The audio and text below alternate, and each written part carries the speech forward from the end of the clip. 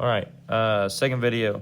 I'm going to start working on the rest of my frog. If you notice, I want you to orient it the way that I have it, with this divide, this little midsection not going vertically but going horizontally, because this bottom half down here will become your back legs of your frog, and this top half up here will become your head and your front legs. So the first folds that I'm going to make, I'm going to take just the top layer here. So if you see there's two layers here, I'm just going to take just the top layer and I'm going to fold the end of this up to that point. So I'm folding here. What that fold will look like is essentially this dotted line. So I'm folding that up and in, and I'm going to repeat with the other side. Folding this up and in. Now, what I'm doing right now is just for the top legs. So I folded that, I'm set. My next fold is a little bit trickier.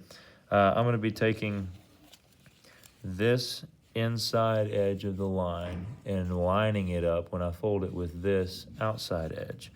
So to do this, it will look a little bit like that. I call that like a tuxedo fold because it comes out like the jacket on a tuxedo. But the fold line will look like this. Man, that was fat. So I'll be folding out, doing the same here, folding on that line to align those edges. Tuxedo fold.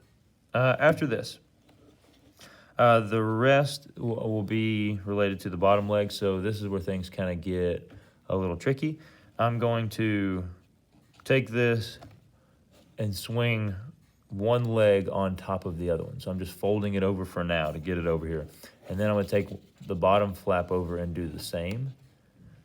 And then I'm going to take this point and bring it down to this corner, but the main goal is to have this edge lining down the center of that line. So an example, I'll take it from here, and I'm making sure not just bringing it in, but instead taking it and aligning this down that center seam.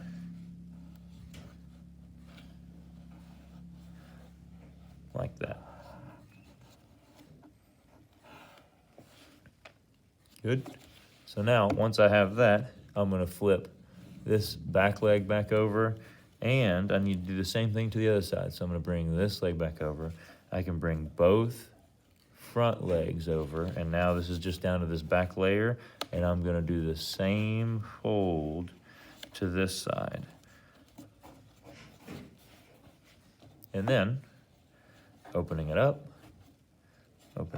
I should be back to my legs the way they were, but I have now tucked and folded that back side to start to make that frog layer. So you can now see this will be my head, this will be my rear end, it slants in, I've got two front legs, two back legs.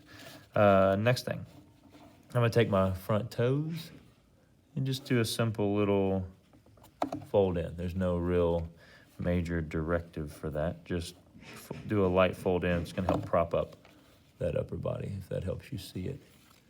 I'll give it a tilt. So all I did on that last one was take this and turn it in just a touch on both sides. Tuxedo fold, taking that end, fold it in. Okay, on to bottom legs. Now, I'll take this point here, and I'm gonna fold it up to that belly button, or that center point where it all comes together. So I'll fold that up to there. Don't go crazy with it, but just have it right come to meet that edge. And then now, I'm going to take these and run them along that edge and fold them down. Same thing on the other side, fold them down. Don't forget to crease these well. And now I'm ready for just a few more folds to be done. I'm gonna do that tuxedo fold again down here. So I wanted to show you that up close.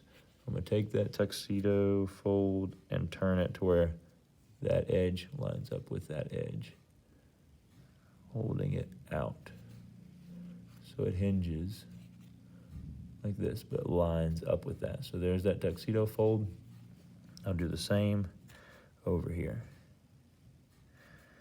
I just kind of help it all along that seam so it goes smoothly, but I'm looking for a result like this.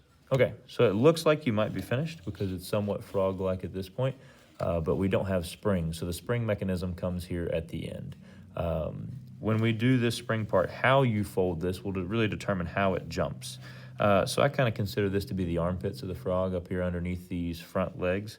So somewhere around in here is where I try to aim to fold the bottom of the butt. So I'll take the butt of the frog and fold it up and in to match that line. Now, I'll fold this a little bit, but I don't want to smash this fold. It's okay to leave it hinging.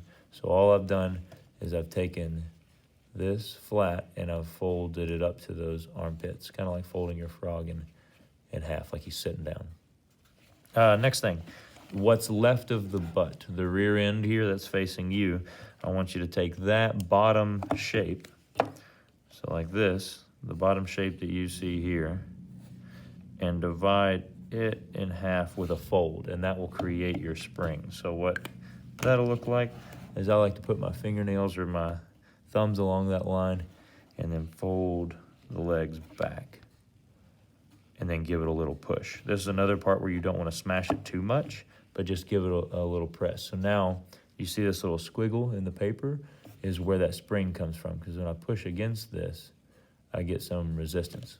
So now your frog sits, it's got front legs, back legs, and it's ready to hop. When I hop, and I'll explain that in the next video.